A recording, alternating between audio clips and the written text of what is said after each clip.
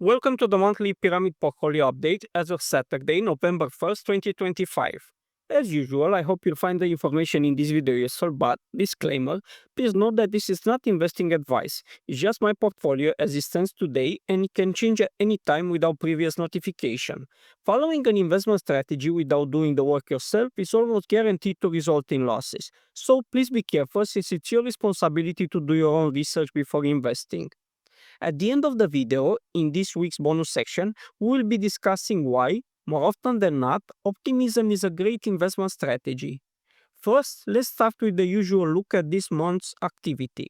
In terms of buying, I added a little bit to my BVB, Bursa de Valori Bucharest position, and received some free shares. Actually chose the shares instead of an equivalent dividend payment from Sintel Team, the green energy producer, and I also participated in a new Romanian stock exchange IPO for a food producer called Christim, which we'll discuss in a bit more detail soon. Last but not least, I also got some new altcoins via the Binance Learn and Earn program, and as usual, I did not sell anything this month. So, the Chris Team Family Holding IPO, ticker CFH, was planned to be a contender for the trade of the year. If you remember, my execution plan is to make, among other things, at least one quick trade a year, meaning in and out in a shorter than a few months time frame. I used all my available cash and bought shares at 17.5 RON with a retail discount of 5% in the first 4 days, with the plan to sell after the IPO is successful and take the profit. Either sell out completely or keep only the shares corresponding to the profit and taking back my initial investment. Why did I decide to buy here and not at the other IPO, Group EM, which includes Electromontage, which actually proved to be the correct decision? Well, there are a few reasons why Christie made the cut and Electromontage didn't. First, it is a big company with a renowned brand in Romania. The main reason, though, is that my feeling is that Romanian pension funds complain there are no companies to invest in available at BVB, which means they need to buy the same companies bidding the price higher. So I assume they will subscribe even at a somewhat higher PE ratio. Thirdly, it is a good company for the pension funds, being in a defensive sector, meat processing ready meals, which is also a bit counter cyclical. Now, even though I consider the PE ratio high, 15-16, depending on the final IPO price, for example, Google was at 20x a month or so ago. I also believe the downside is somewhat limited, but I want to exit because they will invest heavily in the next few years, which is good for the company, in expanding their business, but the growth is dependent on the success of the future investments, which is of course uncertain. So, the price can go higher, but there is some uncertainty, and maybe a better time to get in is when the investment plan takes shape. If you are Romanian, you surely heard about the company. If not, you can check out what they do in the link below. By the way, the IPO is now closed. That being said, the plan somewhat backfired, the offer being oversubscribed by more than 30 times, and in the end, with all the effort to increase my position, I received a very small stake of about 0.25% of my portfolio. So even if it doubles and I sell it, which of course is unrealistic to believe it will, the trade won't actually make me a very significant amount of money. Anyways, this is the one trade per year candidate, so I'm curious how it will go when all is said and done. In terms of cash flow, I got a few Romanian government bonds coupons coming in, 3 to be exact, and also I one returned the principal since it expired this month. So in terms of cash flow, October was a decent month. The portfolio as of November 1st, 2025 is largely unchanged and looking as follows. Please pause the video if you want to analyze each investment in more detail. You can see the new addition, Christine Family Holding, ticker CFH, at line 21 of the Excel file is in red. And finally, the current pyramid allocation portfolio looks something like this. Overall, the portfolio was up 1.1% for the month, an excellent return based mainly on Romanian and US assets going up, as well as gold overperforming.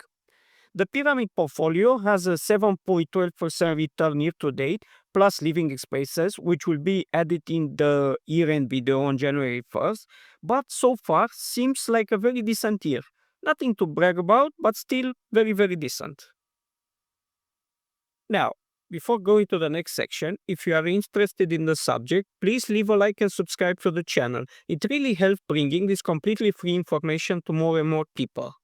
As mentioned at the beginning, in today's bonus section, we will be discussing why, more often than not, optimism is a great investment strategy. The adage, pessimists sound smart but optimists make money, reflects a well documented phenomenon in investing. Pessimism often garners more attention because negative news tends to sell, and warning about potential crisis can make commentators appear insightful, even if they are frequently wrong. This is partly due to human psychology, where our brains are wired to focus on threats, making pessimistic views seem more credible and cautious. However, a pessimist will never own a long-term compounder that goes up 10x or even 100x because bad stuff always happens, so they will sell great companies out of fear. And in order to keep long-term compounders, you have to believe that the future will be better. For example, when the dot-com bubble burst, strong companies like Amazon dropped 90%, but nobody was buying because there was panic in the market, and the internet suddenly didn't seem that great of an invention anymore, which of course proved to be wrong. However, historical market data shows that long-term investing with an optimistic outlook consistently yields superior returns. For example, even the S&P 500 delivered an annual return of 10.8% over the past 30 years, despite numerous global crises.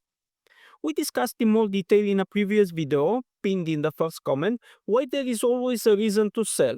Just to name a few recent quote-unquote negative events, we have the tariffs, various wars, AI is becoming a bubble, etc. And while those are real problems, the stock market and actually most assets still kept going up and up. The Greek investor Peter Lynch, which was the manager of the Magellan part at Fidelity Investments, once said, "Far more money has been lost by investors trying to anticipate corrections than lost in the corrections themselves." Why is that? Well, when you sell anticipating a bigger correction due to some clearly negative catalyst happening in the world, you often mark the loss on your portfolio as permanent. Secondly, you are afraid to buy again when the moment of maximum pessimism is reached and assets start to going up again. Last but not least, the least important but still a negative factor, you also incur trading costs which lowers your return over time.